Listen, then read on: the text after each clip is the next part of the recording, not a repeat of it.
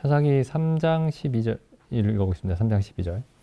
사사, 그러니까 지금 사사기에 처음 나오는 사사가 온니엘이죠. 3장 7절에. 그 다음 두 번째 사사가 에훗입니다. 사사 에훗.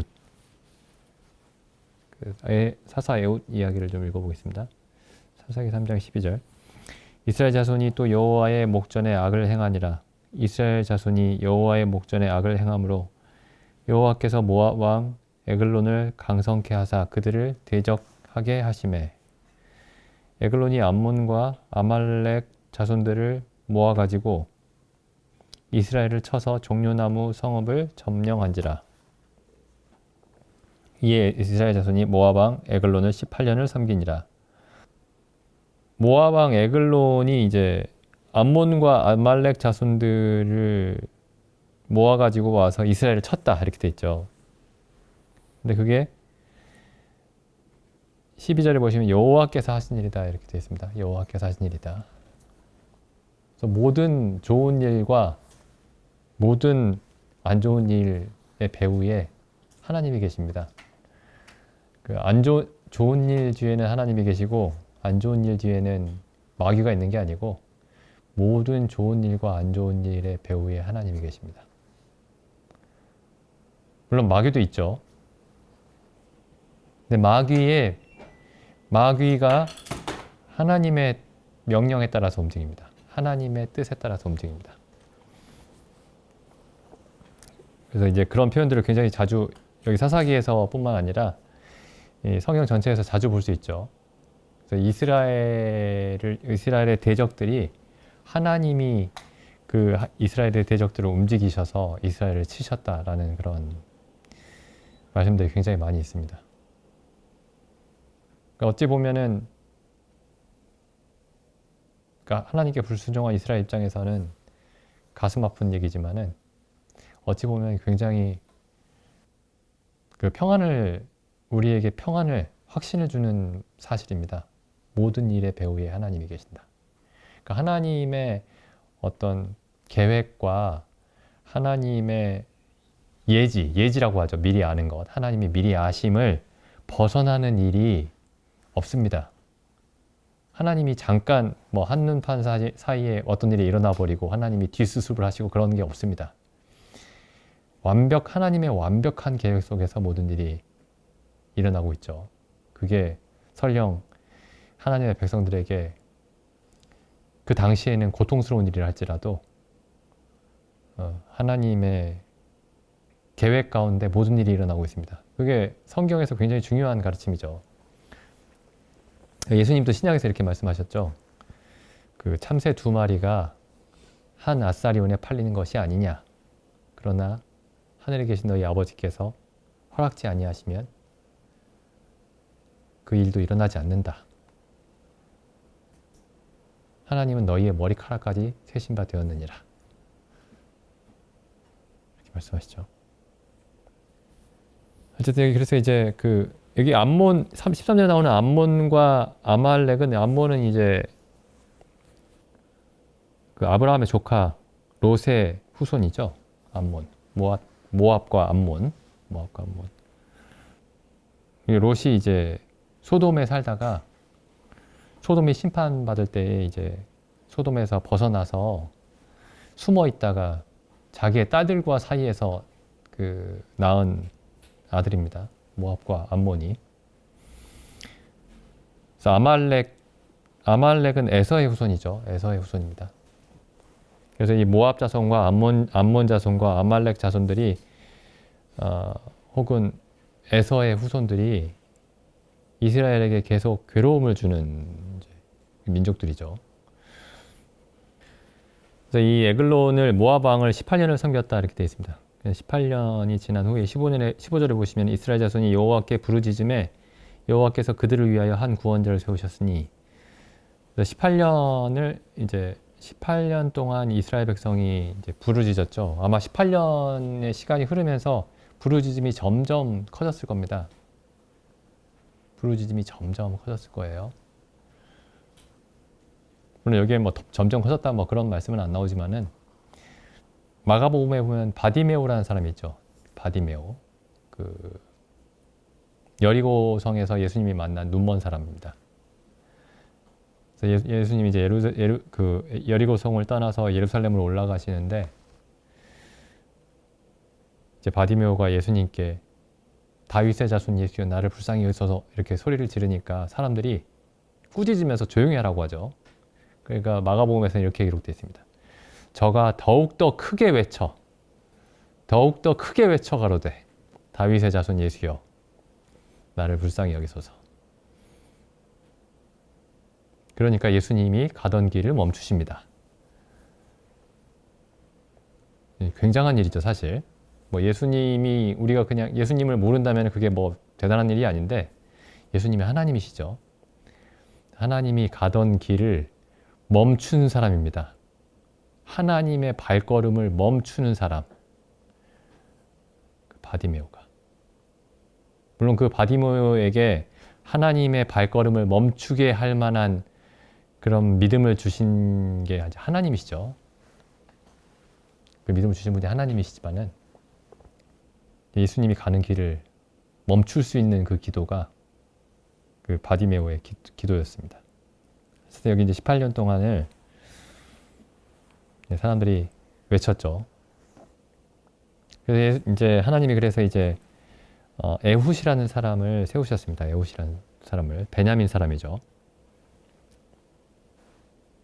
그래서 어떤 분은 이렇게 얘기를 하더라고요. 여기 유다 지파가 이제 이스라엘에서 가장 큰 지파고 베냐민 지파가 이스라엘에서 가장 작은 지파인데 그 처음에 하나님이 그 사사를 세우신 지파가 그 유다 지파였고 그 온니엘이 유다 사람이죠. 그다음에 다음에 사사는 베냐민 가장 작은 그 지파에서 선택하셨다.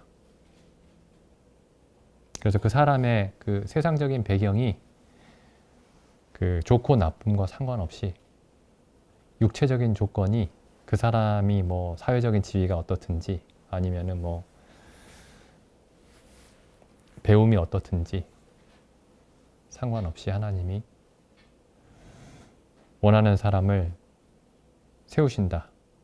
그렇게 얘기를 합니다. 여기 사사기의 처음에 온니엘과 에훗의 그 기록을 보면서 계속 읽어보겠습니다. 이 사람이 이제 왼손잡이에요. 15절 나와 있죠. 16절 에훗이 장이 한 규빗 되는 좌우에 날선 칼을 만들어 한 규빗이 50cm죠. 대략 50cm입니다.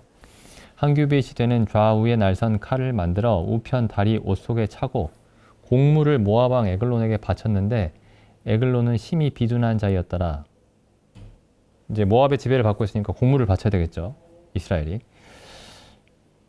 18절 에훗이 곡물 바치기를 마친 후에 곡물을 메고 온 자들을 돌려보내고 자기는 길갈 근처 돌 뜨는 곳에서부터 돌아와서 그러니까 이제 가던 길에서 다시 돌이켜가지고 돌아왔습니다. 가로되 왕이여 내가 은밀한 일을 왕에게 고하려 하나이다. 그러니까 왕에게만 사사로이 비밀스럽게 할 말이 있습니다. 그러니까 이제 왕이 이 에글론 왕이 이제 명하여 정령케 하라 하매 모셔 선자들이 다 물러간지라. 그래서 이제 그 에훗과 이 모압 왕만 남아 있죠. 에글론만 둘만 남아 있습니다. 20절 에훗이 왕의 앞으로 나아가니 왕은 서늘한 다락방에 홀로 앉아 있는 중이라. 에훗이 가로되 내가 하나님의 명을 받들어 왕에게 고할 일이 있나이다. 하매 왕이 그 좌석에서 일어나니 에훗이 왼손으로 우편 다리에서 칼을 빼어 왕의 몸을 찌르매 칼 자루도 날을 따라 들어가서 그 끝이 등 뒤까지 나갔고 그가 칼을 그 몸에서 떼어내지 아니하였으므로 기름이 칼날에 엉기었더라. 에훗이 현관에 나와서 다락문들을 닫아 잠그니라. 그래서 이 사사 에훗이 이 모압 왕 에글론을 죽였습니다. 칼로 죽였죠. 이제 그리고 나서 이제 그 뒤에 보시면은 이스라엘 백성들에게 나팔을 불어서 이 모압 사람들과 전쟁을 벌이죠. 모압 사람들이 이제 29절에 보시면 이제 모압 사람들이 1만 명이 죽었다 이렇게 되어 있습니다. 성경에 일어나는 전쟁들, 가나안 전쟁, 그리고 뭐 애국과 싸웠던 그 전쟁, 그러니까 이런 전쟁들이 이제 성경에서 무엇을 의미하는가 이제 생각해 볼 필요가 있죠. 우리가 그 신약에 보면은 이제 그리스도인이 벌이는 전쟁이 있죠. 그리스도인이 벌이는 전쟁이 그 에베소서 말씀을 보시면 우리가 이제 여러 번 찾아봤지만 에베소서 말씀 보겠습니다. 6장 10절이죠. 종말로 너희가 주 안에서와 그 힘의 능력으로 강건하여지고 마귀의 괴계를 능히 대적하기 위하여 하나님의 전신갑주를 입으라. 우리의 씨름은 혈과 육에 대한 것이 아니요 정사와 권세와 이 어두움의 세상 주관자들과 하늘에 있는 악의 영들에게 대함이라. 그러므로 하나님의 전신갑주를 취하라. 이는 악한 날에 너희가 능히 대적하고 모든 일을 행한 후에 서기 위함이라. 그래서 이제 우리의 전쟁이 하늘에 있는 악의 영들과의 전쟁이라고 되어 있습니다. 하늘에 있는 악의 영들. 그래서 이 구약에 나와 있는 전쟁들을 볼 때 이게 신약에서 우리가 벌이고 있는 전쟁의 그림자이구나, 이제 이렇게 이해하시면 되겠습니다. 그리고 이제 그 어떤 영적인 의미를 생각하기 전에 그냥 문자적으로만 생각을 해봐도 좀 생각할 만한 점이 많이 있죠. 그 에웃이라는 사람이 자기의 허벅지에다가 그 칼을 숨기고 가서 이제 그 모압 왕을 찔러 죽일 때 굉장히 제가 생각을 해보면은 정말 용감한 사람이다, 그런 생각이 듭니다. 근데 왜 그리스도인의 삶을 이런 사람을 통해서 구약에 실제로 이제 물리적인 전투를 벌이는 사람들이죠. 구약에 나와 있는 전투가 물리적인 전투죠. 그런 예들을 통해서 그리스도인의 삶을 이제 하나님이 보여주려고 하셨는가 생각해 볼 필요가 있습니다. 어쨌든 여기 이제 우리의 싸움이 공중에 있는 하늘에 있는 악의 영들을 대한 것이다, 이렇게 말씀하고 있는데 고린도 후서에도 이제 비슷한 말씀이 있죠. 고린도 후서 보기 전에 근데 여기 그 하늘에 있는 악의 영들이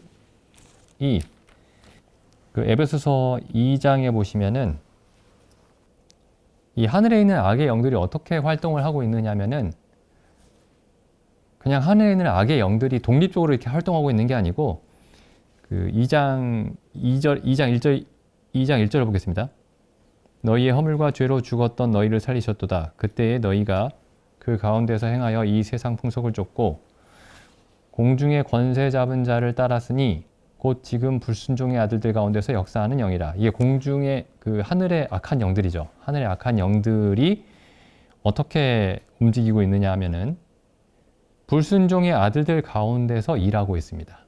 그러니까 사람과 결합이 돼 있죠. 사람들 안에서 일하고 있습니다. 지금도 불순종의 아들들 가운데서 역사하는데 이 불순종의 아들들의 겉모습을 보면은 세상의 풍속을 쫓고 있죠. 세상의 풍속.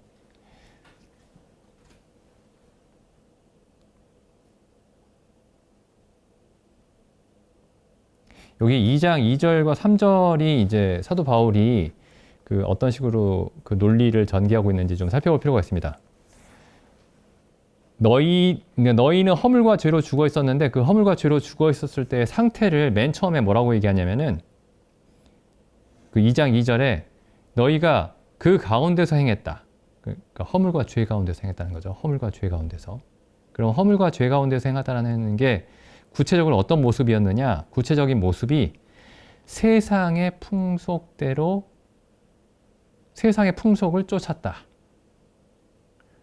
그러니까 세상의 풍속을 쫓는 게 허물과 죄 가운데서 행하는 겁니다. 세상의 풍속을 쫓는 게. 그러니까 세상에서 악하다고 말하는 것을 쫓는 게 아니고 세상에서 그냥 세상에서 선하다고 하는 것이든 악하다고 하는 것이든 간에 세상의 풍속을 쫓는 게 다 허물과 죄 가운데 그 죽은 사람의 상태죠. 세상의 풍속을 쫓고 그 다음에 이게 이제 겉으로 보이는 모습입니다. 세상의 풍속을 쫓는 게. 그리고 겉으로 보이는 그 모습에 그 보이지 않는 원인, 그 보이지 않는 원인이 뭐냐면 공중의 권세 잡은 자입니다. 공중의 권세 잡은 자. 그래서 보이는 것에서 보이지 않는 것으로 들어가죠. 공중의 권세 잡은 자. 그리고 이제 그게 구체적으로 어떤 것인지, 구체적으로 그 성격이 무엇인지, 그 본질적인 성격, 그러니까 세상 풍속을 쫓는다는 게 어떤 것인가, 세상의 풍속을 쫓는다는 게 근본적으로 어떤 것인가를 설명하고 있는 게 3절입니다. 3절. 전에도 우리도 다 그 가운데서 우리의 육체의 욕심을 따라 지내며 그 육체의 욕심을 따라 지내는 것. 육체의 욕심을 따라 지내는 것. 육체와 마음이 원하는 것을 하는, 그게 이제 세상의 풍속을 쫓는 겁니다. 그럼 세상의 풍속이라는 게 뭐냐? 세상의 풍속이라는 게 뭐냐?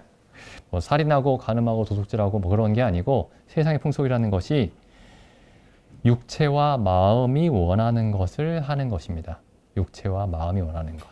혹은 육체의 욕심을 따라 지내는 것. 이게 이제 공중의 권세 잡은 자들이 사람으로 하여금 따르게 하는 그런 삶의 방식이죠. 그러니까 공중의 권세 잡은 자가 마귀죠. 마귀와 그의 영들이 하는 일이 뭐냐면 내 눈에 보이는 대로 행해라. 이렇게 얘기하는 겁니다. 내가 원하는 대로 행해라. 내 육체와 마음이 원하는 것을 행해라. 이렇게 말하는 거죠. 그 마귀가 혹은 공중의 권세 잡은 자가 내가 원하는 것을 해라. 이렇게 말하지 않습니다. 네가 원하는 것을 해라. 이렇게 얘기하죠. 너의 눈에 보기 좋은 것을 해라. 내가 원하는 것을 해라. 내가 기뻐하는 것을 해라. 내가 즐거워하는 것을 해라. 이렇게 얘기합니다. 악한 일을 행해라. 이렇게 얘기하지 않습니다. 그냥 당신이 보기에 좋은 일을 하십시오. 당신이 즐거워하는 일을 하십시오. 당신이 보기에 선한 일을 하십시오. 이렇게 얘기하죠.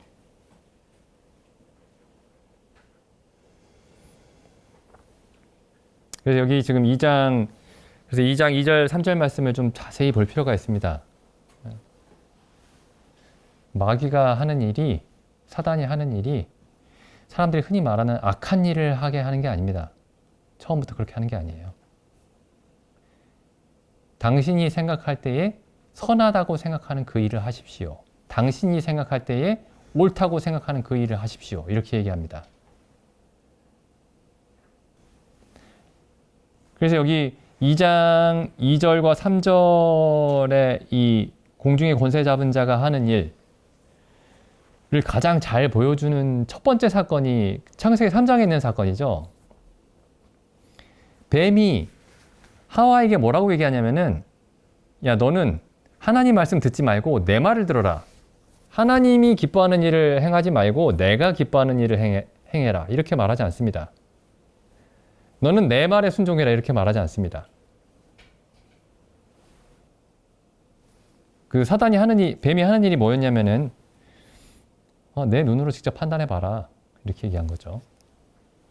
하나님이 그 열매를 먹으면 정령 죽으리라고 말씀하셨지만 네 눈으로 한번 봐라. 네 눈으로 한번 직접 봐라. 그 열매를 보니까 정말 죽을 것 같더냐?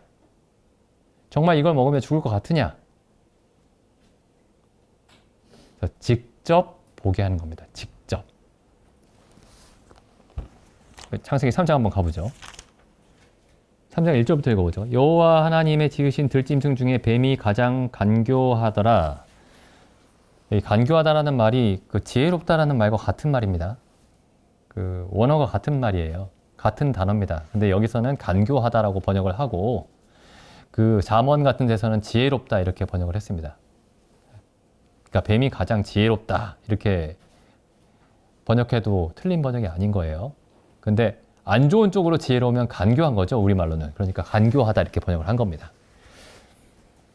여호와 하나님의 지으신 들짐승 중에 뱀이 가장 간교하더라. 뱀이 여자에게 물어 가로되 하나님이 참으로 너희더러 동산 모든 나무의 실과를 먹지 말라 하시더냐. 여자가 뱀에게 말하되 동산 나무의 실과를 우리가 먹을 수는 있으나 동산 중앙에 있는 나무의 실과는 하나님의 말씀에 너희는 먹지도 말고 만지지도 말라 너희가 죽을까 하노라 하셨느니라. 그러니까 뱀이 여자에게 이르되 너희가 결코 죽지 아니하리라. 너희가 그것을 먹는 날에는 너희 눈이 밝아 하나님과 같이 되어 선악을 알 줄을 하나님이 아심이니라. 여기까지가 이제 그 뱀과 하와의 대화죠. 뱀과 하와의 대화입니다. 그 뱀과 하와의 대화가 끝나고 뱀의 이야기에 설득이 된 이 하와가 하는 일을 보시면, 여자가 하는 일을 보시면 6절을 보시면 여자가 그 나무를 본즉 먹음직도 하고 보암직도 하고 지혜롭게 할 만큼 탐스럽기도 한 나무인지라. 이 표현을 그 창세기 1장에 나와 있는 표현으로 하면은 여자가 그 나무를 본즉 보기에 좋았다. 여자가 그 나무를 본즉 보기에 좋았다. 창세기 1장에 자주 나오는 표현 있죠? 하나님이 보시기에 좋았더라. 7번 나옵니다. 하나님 보시기에 좋았더라. 하나님 보시기에 좋았더라. 하나님 보시기에 심히 좋았더라. 그게 창세기 1장, 하나님이 창조하신 아무런 흠이 없는 완벽한 세상의 특징이 뭐냐면 하나님이 보시기에 좋은 세상입니다. 그리고 좋고 안 좋고를 누구만 판단했냐면은 하나님만 판단하셨습니다. 근데 여기에 처음으로 하나님 외에 다른 어떤 존재가 내가 보기에 좋다 라고 한 말이 처음 기록된 곳입니다. 여기가. 여자가 그 나무를 본즉 좋았더라. 하나님의 자리에 선 거예요. 그래서 뱀이 하는 일이 뭐냐면 네가 보기에 좋은 일을 해라. 이렇게 얘기하는 겁니다. 하나님 보시기에, 원래 하나님은 하나님이 보시기에 좋았더라 라는 말로만 세상이 가득 차기를 바라지만은 마귀는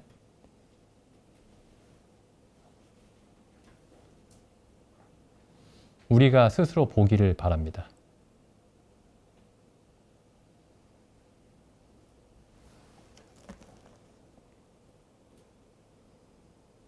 그래서 우리가 보는 바를 신뢰하게 하죠. 하나님이 보시는 바를 신뢰하게 하는 게 아니고 우리가 보는 바를 신뢰하게 합니다. 그러니까 우리 자신의 안목을, 우리 자신의 지혜를 믿게 합니다. 하나님이 보시기에 어떠한지만 믿어야 되는데 우리가 보기에 어떠한지를 믿게 하는 거죠. 이게 마귀가 하는 그 모든 일을 요약하면 이렇게 됩니다. 자기를 신뢰하게 만들죠. 근데 우리는 이제 이렇게 사람들을 이렇게 나눕니다. 아, 저 사람 참 착하네. 저 사람 참 성실하다. 저 사람 참 겸손하다. 저 사람 참 정직하다. 근데 우리가 세상에서 사람들이 흔히 칭찬하는 사람들이 사실 하나님이 보실 때에는 그 사람이 만약에 자기를 신뢰하고 있으면 그 착하고 성실하고 겸손하고 이런 게 아무런 의미가 없습니다. 자기를 신뢰하는 사람이죠.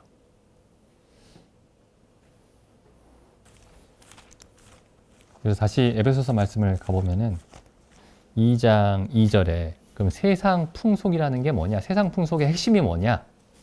세상 풍속의 핵심은 뭐 살인하고 간음하고 도둑질하고 이런 게 아니고 세상 풍속의 핵심은 3절에 있는 우리 육체의 욕심을 따라 지내고 육체와 마음에 원하는 것을 선하다고 생각하는 겁니다. 우리가 원하는 것.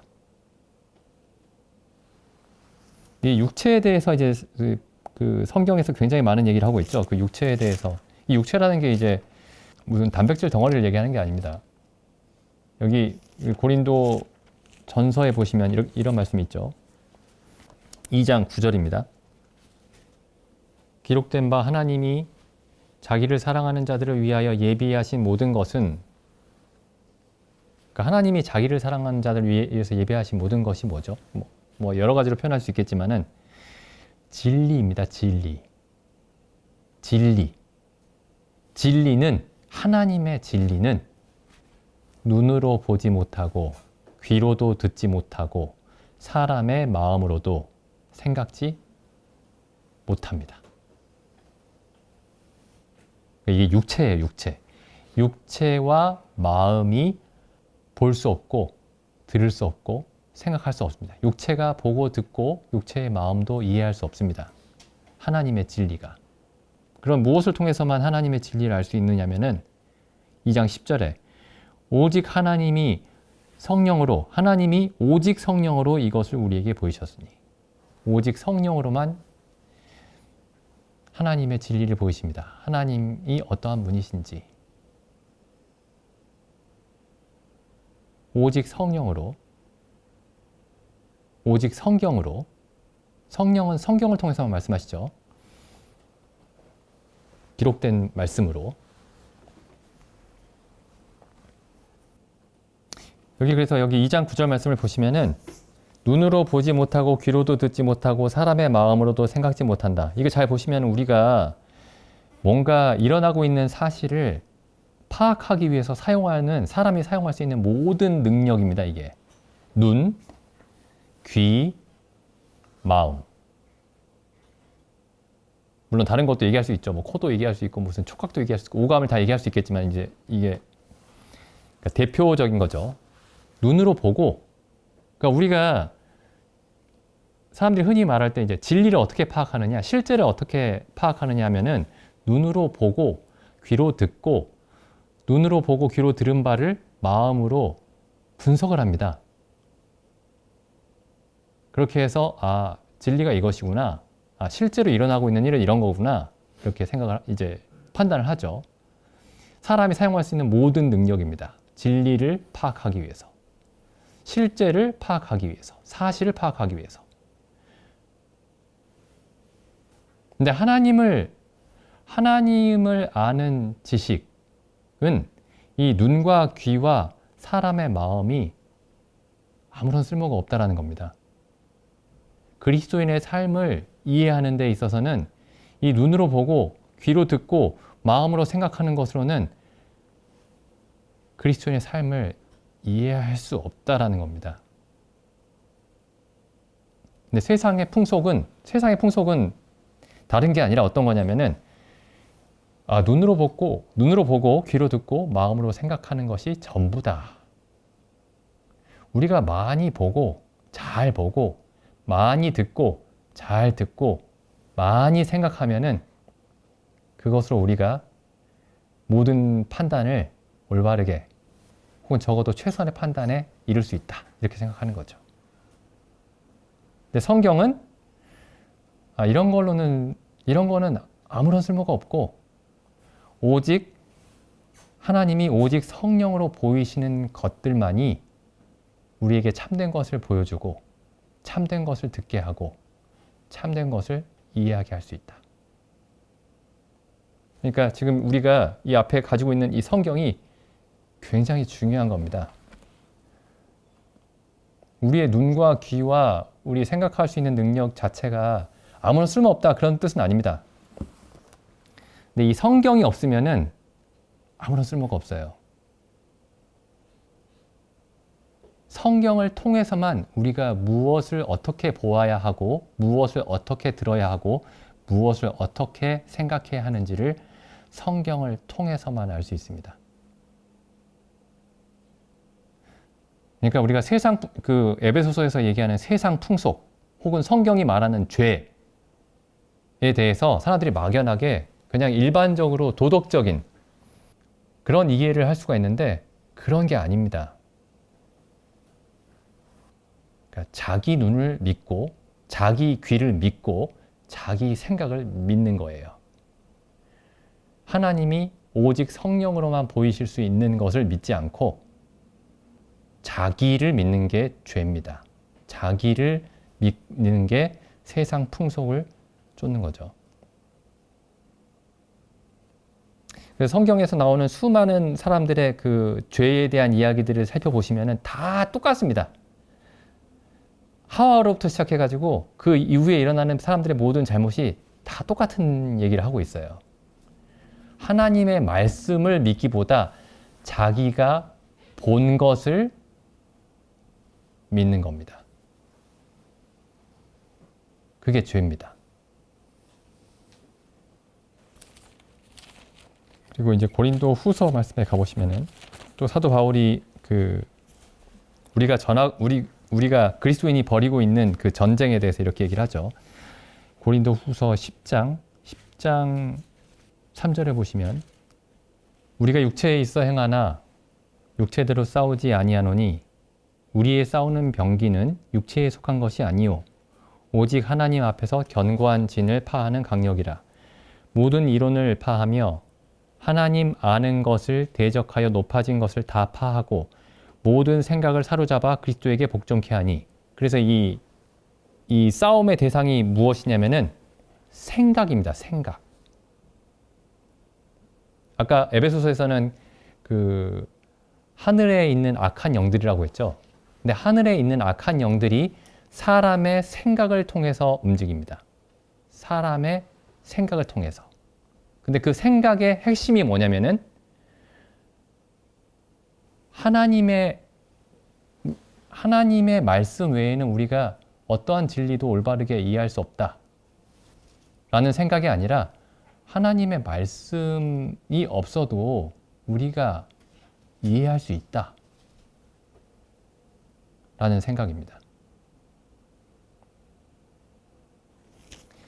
사도 바울이 그래서 여기서 이제 여기 모든 생각을 사로잡는다라고 했을 때에 한 말씀을 더 보시죠. 고린도전서 1장에 보시면 그 생각이라는 게 어떤 거냐면은 고린도전서 1장 18절입니다.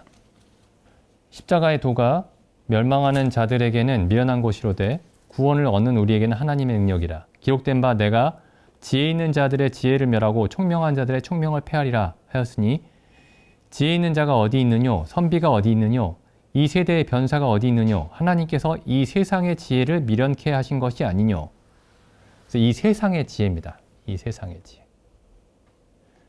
무엇이 선한 것인지 악한 것인지 하나님 말씀이 없이도 생각해보면 알 수가 있고 무엇이 진리인지 거짓인지 하나님의 말씀이 없이도 생각해보면 알 수가 있고 이게 세상의 지혜죠.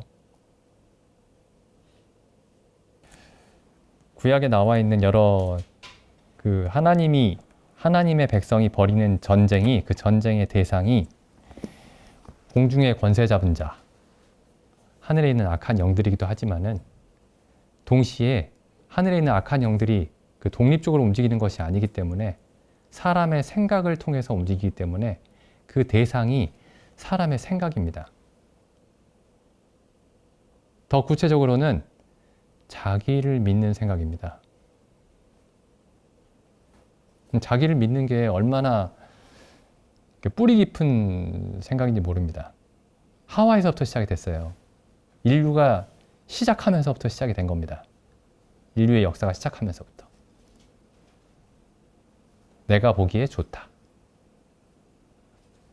근데 우리가 그 선악을 알게 하는 나무에 대한 진실은 하나님의 말씀을 통해서만 알 수가 있었는데 하와는 자기의 눈을 통해서 알 수 있다고 생각을 한 거죠. 그래서 결국에 우리의 성경이 말하는 그 전쟁의 대상이 누구냐면은 나를 믿는 스스로를 믿는 우리 자신입니다. 우리는 이제 뭐 세상에 어떤 우리가 살면서 어려운 일이 있거나 문제가 있으면은 문제가 외부에 있다고 생각을 해요. 혹은 타인에게 있다고 생각을 합니다. 근데 성경은 그 문제를 사람에게서 찾습니다. 자기 자신에게서.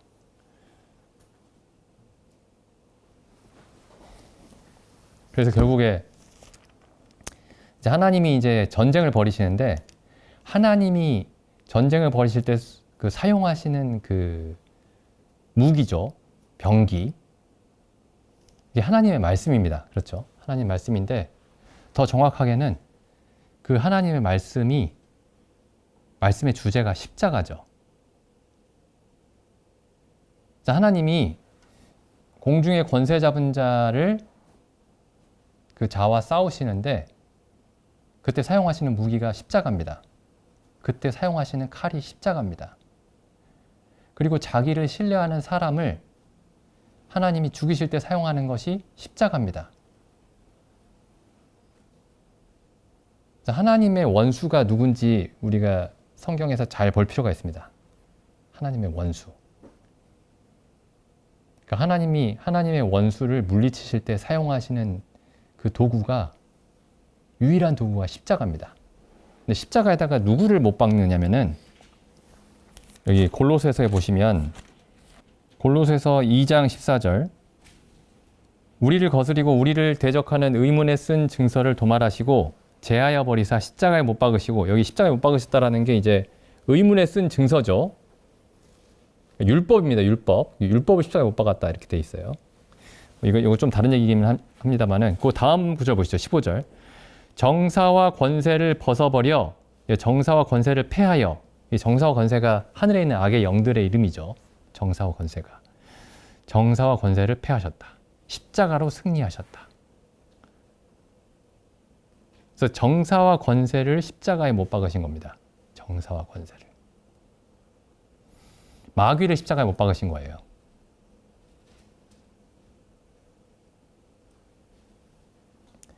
그래서 예수님이 처음에 그 요한복음 3장에 가보시면은 요한복음 3장 14절에 보시면은 예수님이 십자가에 대해서 이렇게 말씀하시죠. 모세가 광야에서 뱀을 든 것 같이 인자도 들려야 하리니 이는 저를 믿는 자마다 영생을 얻게 하려 하심이니라. 그래서 예수님이 자신을 모세가 광야에서 든 뱀에 비유를 하십니다. 모세가 광야에서 든 놋뱀.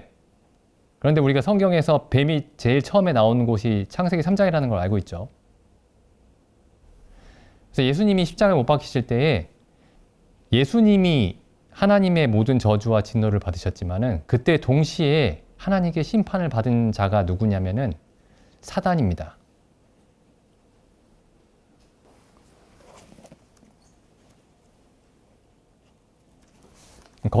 그래서 이 말씀이랑 여기 창세기 3장 말씀을 한번 같이 보시죠.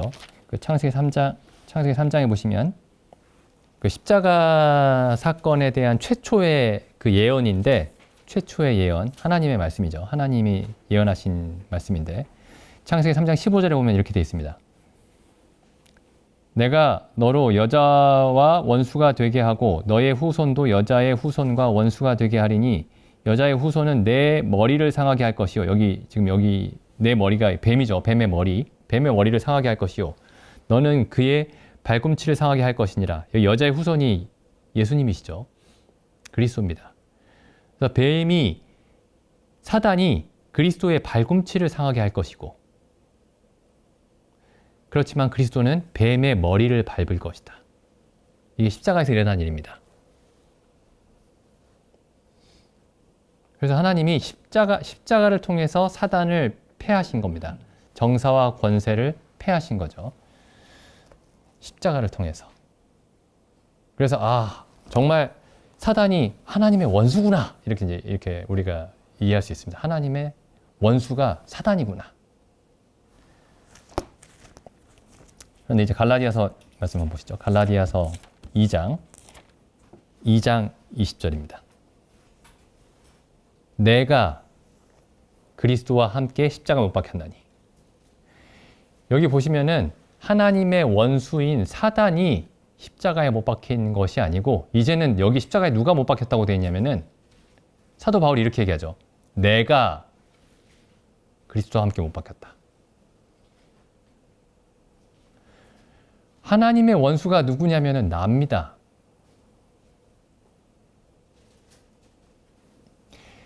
그리고 나를 괴롭히던 자가 누구냐면은 나입니다.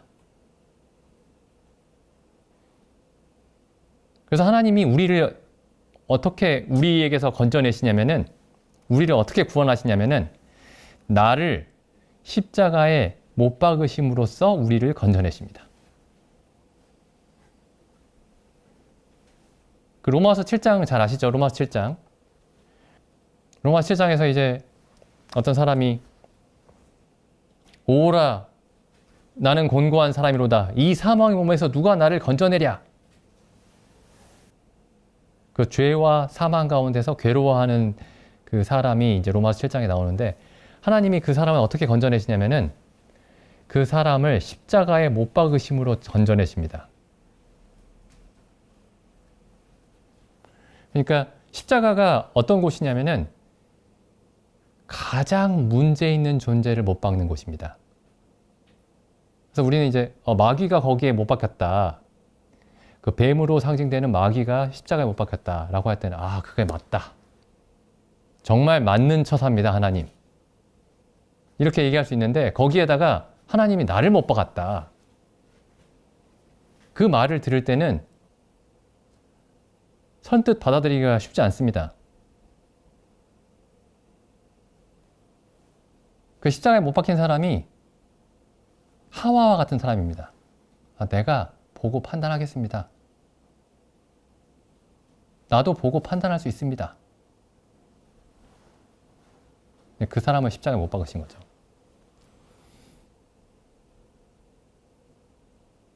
근데 요한복음에 보면 예수님은 정반대로 말씀하셨습니다. 나는 스스로 보고 판단할 수 없습니다. 나는 스스로 아무것도 판단할 수 없습니다. 요한복음에 굉장히 자주 예수님이 그렇게 말씀하시죠. 한번 찾아서 읽어보겠습니다. 요한복음 5장 30절입니다. 나는 아무것도 스스로 할 수 없노라. 할 수 없다라는 말이 그 뒤에 보면은 판단한다라는 말이죠. 나는 아무것도 스스로 판단할 수 없노라. 듣는 대로만 판단하노니. 아버지께 듣는 대로만. 나는 나의 원대로 하려 하지 않고 나를 보내신 이의 원대로 하려는 거로 내 판단은 의로우니라. 그러니까 우리가 하와의 문제가 무엇이었는지 아주 정확하게 봐야 됩니다. 뭐 하와가 무슨 사람들이 흔히 말하는 그런 도덕적인 잘못을 범한 게 아니에요. 내가 신중하게 판단해 보겠습니다. 이렇게 말한 겁니다. 예수님은 정반대로 나는 스스로 판단할 수가 없고 듣는 대로밖에 판단할 수밖에 없습니다. 이렇게 말씀하신 거죠. 눈으로 보고 귀로 듣고 사람의 마음으로 모든 것을 판단했던 그 사람을 십자가에 못 박으신 겁니다. 그게 세상의 풍속이었고요. 사사기 말씀 가보시면은 그래서 이제 여기에 이 모압 왕 에글론이 상징하는 바가 마귀일 수도 있지만은 공중에 권세 잡은 자일 수도 있지만은 자기를 믿는 스스로를 믿는 우리 자신입니다. 육체를 믿는 사람들이에요. 그리고 이게 복음입니다. 에웃이 가져온 게 복음이죠. 그 20절에 이렇게 얘기합니다. 내가 하나님의 명을 받들어 왕에게 고할 일이 있나이다. 그럼 그 하나님의 명이 뭐냐? 나에게 고할 하나님의 명이 뭐냐? 라고 물어보니까 에웃이 칼을 꺼내서 우리를 죽입니다. 당신은 하나님 앞에서 죽어야 될 사람입니다.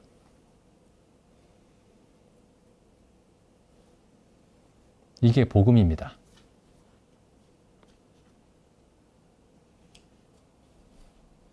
십자가에 달린 우리 자신을 나 자신을 믿는 십자가에 나 자신을 믿는 내가 십자가에 달린 모습을 보여주는 것이 복음입니다. 내가 내 자신의 지혜와 능력을 그리고 내 자신의 선함과 의로움을 믿는 나에게는 아무런 소망이 없습니다. 그걸 보여주는 게 십자가였습니다. 사도 바울이 그걸 복음이라고 얘기했던 거예요. 내가 그리스도와 함께 십자가에 못 박혔다. 그래서 우리가 기록된 말씀만을 믿고 있는지, 모든 일에 있어서, 모든 일을 판단함에 있어서 기록된 말씀만을 믿고 있는지, 아니면은 우리의 눈과 귀와 우리의 생각하는 바를, 우리가 생각하는 바에 귀를 기울이고 있는지 항상 돌아왔으면 좋겠습니다. 기도드리고 집회 마치겠습니다.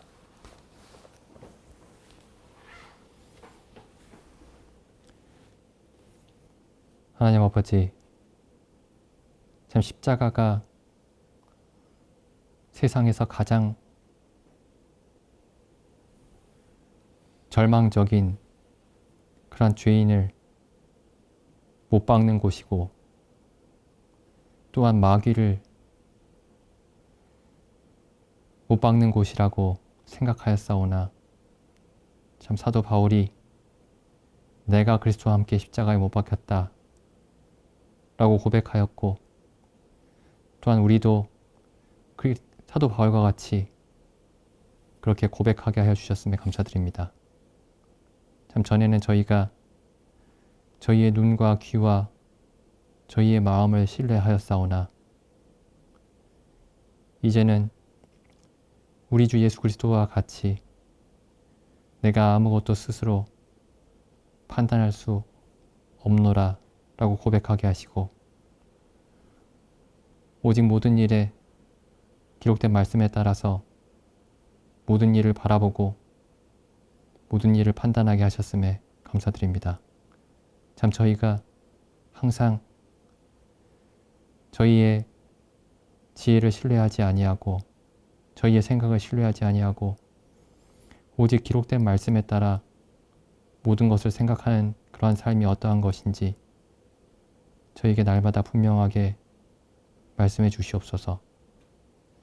저희가 오직 저희의 사람의 지혜가 아니라 오직 주의 지혜를 따라 이 세상을 걸어놓으라고, 주님을 만날 때 그렇게 고백할 수 있도록 저희 각 사람을, 또한 저희 교회를 그렇게 인도하여 주시기를 원하옵나이다. 이 모든 말씀을 우리 주 예수님의 이름으로 기도드립니다. 아멘.